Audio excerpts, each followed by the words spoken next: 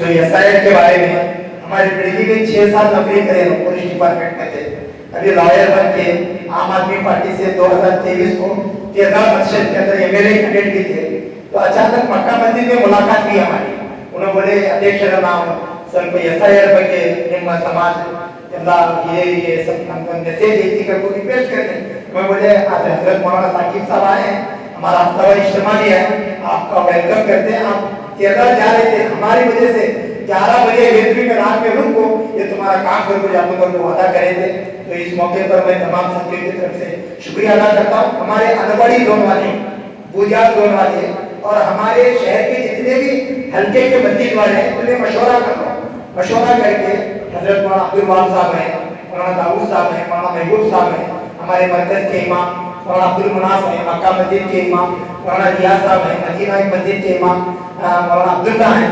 यहाँ के जो उलमाए कराम हैं वो कमेटी वाले साझा बैठ को मशवरा करे, किसी भी एक आदमी को सिलेक्ट करो, वो नाम मोबाइल नंबर आधार कार्ड हमारा दो, हमें हल्दी घोड़ा को देखो, तहसीलदार की तरफ से लीगली परमिशन देना को, जैसा उन्होंने बोले बीएलओ हमारे को गली में एक भी आदमी एसआईआर मैपिंग के अंदर मिस नहीं होना, वो काम की फिक्र दिलाने के लिए हमारे पास अर्जुन हल्दी घोड़ा है। हम तमाम लोग हाथ उठाकर नियत करो कि इंशाल्लाह इस काम को हम करेंगे इंशाल्लाह।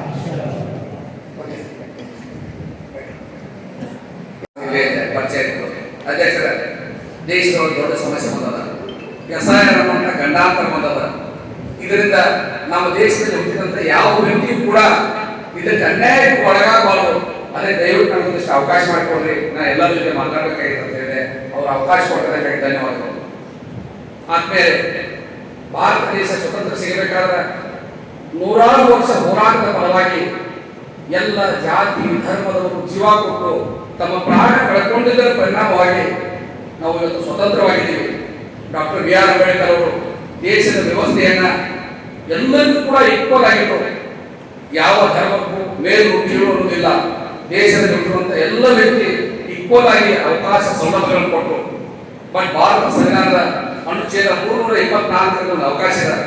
ಯಾವುದೇ ದೇಶ ತನ್ನ ಮತದಾರ ಹೌದು ಅನ್ನೋದನ್ನು ಖಾತ್ರಿಪಡಿಸಿಕೊಳ್ಳಲಿಕ್ಕೆ ಸಂವಿಧಾನದ ಒಂದು ಅನುಕೂಲ ಅದ. ಅಂದ್ರೆ ಚುನಾವಣಾ ಆಯೋಗ ಪ್ರತಿ 10 ವರ್ಷಕ್ಕೊಮ್ಮೆ ಆ ವೋಟರ್ಸ್ ಇದ್ದು ಇಲ್ಲೋ ಅನ್ನೋದನ್ನ ವಿಚಾರ ಮಾಡಲಿಕ್ಕೆ ಅವಕಾಶ ಇರುವುದಕ್ಕೆ 1950ರಿಂದ ಇಲ್ಲಿಯವರೆಗೆ ಸುಮಾರು 5 ಬಾರಿ ಮತದಾನ ಪರಿಷ್ಕರಣೆ ನಡೆದದ. 5 ಬಾರಿ ಕರ್ನಾಟಕದಲ್ಲಿ 2002 ಆಗಿದೆ. ಇಲ್ಲಿವರೆಗೆ ಆಗಿದ್ದು ಯಾಕಂದ್ರೆ ಇಂಟೆನ್ಸಿವ್ ರಿವಿಷನ್, ಕೇವಲ ಮತದಾನ ಪರಿಷ್ಕರಣೆ, ಆಮೇಲೆ ಸಮರಿ ರಿವಿಷನ್. ಈ ಸಾರಿ ಒಂದು ಪಕ್ಷದವರು, ಹೆಸರು ಹೇಳೋದು ಬೇಡ, ಯಾರಿಗೂ ವೈಯಕ್ತಿಕ ದ್ವೇಷ ಇಲ್ಲ, ಒಂದು ಪಕ್ಷದವರು ಕೆಲವೊಂದು ಧರ್ಮದವರನ್ನ ಈ ರಾಜಕೀಯದಿಂದ ದೂರ ಇಟ್ಟರೆ ಇಡೀ ದೇಶವನ್ನ ನಾವು ಆಳ್ತೀವಿ ಅನ್ನೋ ದುರುದ್ದೇಶ ಇಟ್ಕೊಂಡು ಸ್ಪೆಷಲ್ ಇಂಟೆನ್ಸಿವ್ ರಿವಿಷನ್ ಅಂತ ಮಾಡಿದ್ರು. ಮತದಾನದ ತೀವ್ರ ಪರಿಷ್ಕರಣೆ. ಮುಂಚೆ ಹೇಗಿತ್ತು ಸಿಸ್ಟಮ್, ನಿಮ್ಮ ವೋಟರ್ ಐಡಿ ನಿಮ್ಮ ಮನೆಗೆ ತಗೊಂಬಂದು ತೋರಿಸಿ ನೀವು ಅದೇ ಎಲ್ಲೋ ಅಂತ ವೆರಿಫೈ ಮಾಡೋ ಸಿಸ್ಟಮ್ ಇತ್ತು.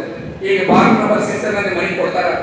ಮನೆಗೆ ಕೊಟ್ಟಾಗ ನಿಮ್ದು ಆಧಾರ್ ಕಾರ್ಡು, ಮತದಾರ ಗುರುತಿನ ಚೀಟಿ, ಮತ್ತು ಬ್ಯಾಂಕ್ ಪಾಸ್ಬುಕ್, ಆಮೇಲೆ ಡ್ರೈವಿಂಗ್ ಲೈಸೆನ್ಸ್, ಇಂಥ 12 ದಾಖಲಾತಿಗಳನ್ನು ನೀವು ಸಂಗ್ರಹಿಸಿ ಮಾಹಿತಿ ತುಂಬಿ ಅಲ್ಲಿ ಕೊಡಬೇಕು. ಕೊಡೋದ್ರಲ್ಲಿ ಒಂದು ಮೇಜರ್ ಸಮಸ್ಯೆ ಏನಿರ್ತಾರೆ ಅಂದ್ರೆ 2002 ಮತದಾನ ಪಟ್ಟಿಯಲ್ಲಿ ನಮ್ಮ ತಂದೆ ಅಥವಾ ತಾತ ಇಬ್ಬರ ಹೆಸರು ಇಲ್ಲ ಅಂದ್ರೆ ಇವತ್ತು ಮೊಮ್ಮಗನ ಹೆಸರನ್ನ ವೋಟರ್ ಲಿಸ್ಟಿಂದ ಡಿಲೀಟ್ ಮಾಡ್ತಾ ಇದ್ದಾರೆ. ಉದಾಹರಣೆಗೆ ಪಶ್ಚಿಮ ಬಂಗಾಳದಲ್ಲಿ 91 ಲಕ್ಷ ಜನರನ್ನ ಮತದಾನದಿಂದ ಹೊರಗಿಟ್ಟು, ದೆಹಲಿಯಲ್ಲಿ 51 ಲಕ್ಷ, ಆಸಾಮದಲ್ಲಿ, ಈಗ ದೇಶದ ಬಹಳಷ್ಟು ಕಡೆ ಆ ಮತದಾನದಿಂದ ಹೊರಗಿಟ್ಟು ಈಗ ಅದೇ ಸಿಸ್ಟಮ್ ನಮ್ಮ ಕರ್ನಾಟಕದಲ್ಲಿ ಮನೆ 30ನೇ ತಾರೀಕಿನಿಂದ ನಡೆದದ. ಏನಂದ್ರೆ ಆ ಫಾರ್ಮ್ 6 ಕೊಡೋದು, ಸರಿಯಾಗಿ ಮಾಹಿತಿ ಗೊತ್ತಿರಂಗಿಲ್ಲ. ಇಲ್ಲಿ 2 ಸಮಸ್ಯೆ ಕ್ರಿಯೇಟ್ ಮಾಡಿದಾವ. ತಂದೆ ಮತ್ತು ಮಗನಿಗೆ ಕನಿಷ್ಠ 15 ವರ್ಷ ಅಂತ ಇರಬೇಕು. ಒಂದೇ ಒಂದು ದಿನ ಕಳೆದಿದ್ರು ಕೂಡ ಆ ವ್ಯಕ್ತಿಯನ್ನ ಮತದಾನದಿಂದ ಹೊರಗಿರ್ತಾರೆ. ಒಂದು ವೇಳೆ ಅಜ್ಜನ ಹೆಸರು 2002 ಆಗಿತ್ತಂದ್ರೆ ಅಜ್ಜ ಮತ್ತು ಮೊಮ್ಮಗನಿಗೆ 40 ವರ್ಷನ ಡಿಫರೆಂಟ್ ಮಾಡಿದ್ದಾರೆ. ಈ 40 ವರ್ಷಕ್ಕೆ ಇವತ್ತು ನಮ್ಮ ಅನ್ಎಜುಕೇಟೆಡ್ ಪೀಪಲ್ ತಾಯಿ ತಂದೆ ವಯಸ್ಸನ್ನ ಹೆಚ್ಚು ಕಡಿಮೆ ಮಾಡಿ ಏನಾದ್ರು 40 ವರ್ಷಕ್ಕೆ 39 ವರ್ಷ 11 ತಿಂಗಳು 30 ದಿವಸ ಇದ್ರು ಕೂಡ ಅವನ್ನ ಹೊರಗಿಡ್ತಾರೆ.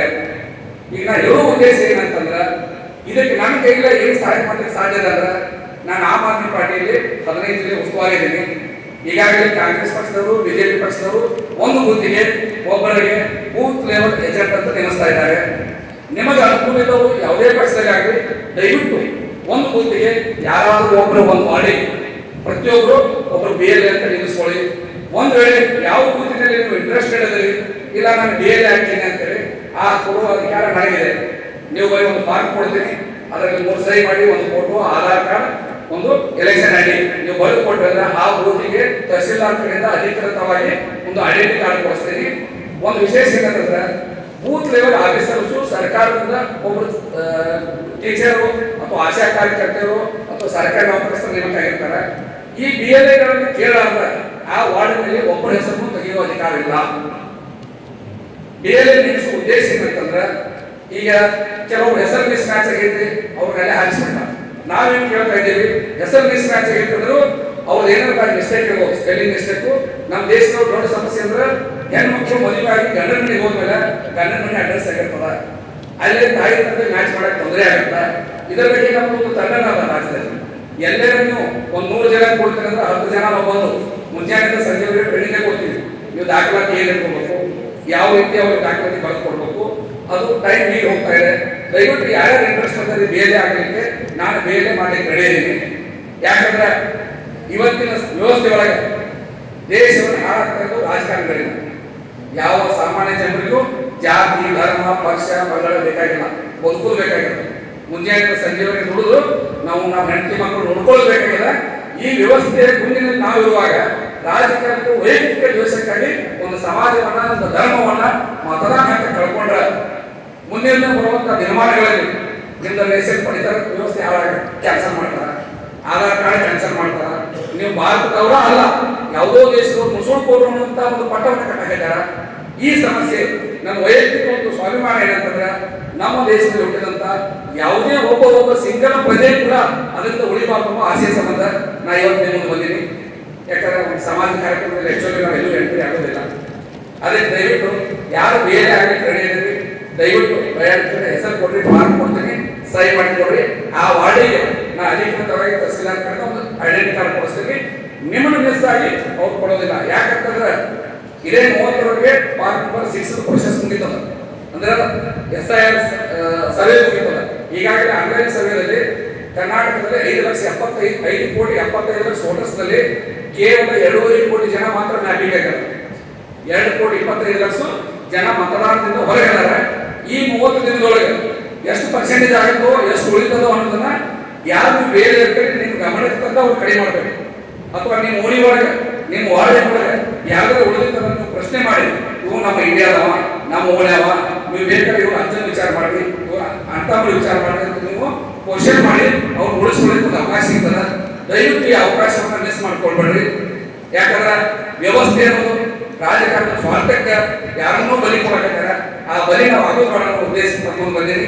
ದಯವಿಟ್ಟು ಈ ನಿಟ್ಟಿನಲ್ಲಿ ಯಾರ ಆಸಕ್ತಿ ಇದೆ ಅಥವಾ ನಾವು ಊರೊಳಗೆ 3-2 ಜನ ಕೊಡ್ತೀವಿ ಅಂದ್ರೆ ನಾವು ಊರಿಗೆ 10 ಜನ ಟ್ರೈನಿಂಗ್ ಇದ್ದವ್ರನ್ನ ಉಳಿಯೋ ತಗೊಂಡ್ಬಂದು ತಯಾರು ಮಾಡಿಸ್ಲಿಕ್ಕೂ ರೆಡಿ ಇದ್ದೀನಿ. ಈ ಟೈಮ್ ಶಾರ್ಟ್ ಸಂಬಂಧ ಬೇರೆ ಆಗಲಿಕ್ಕೆ ಎಷ್ಟು ಜನ ರೆಡಿ ಇದ್ರೆ ಅಷ್ಟು ಜನರು ಬೇರೆ ಕೊಡಿಸ್ಲಿಕ್ಕೂ ನಾನು ರೆಡಿ ಇದ್ದೀನಿ ಅಂತ ಹೇಳಿ ನನ್ನ ಮಾತಿನ ಉದಾಯ. ಜೈ ಹಿಂದ್, ಜೈ ಕರ್ನಾಟಕ.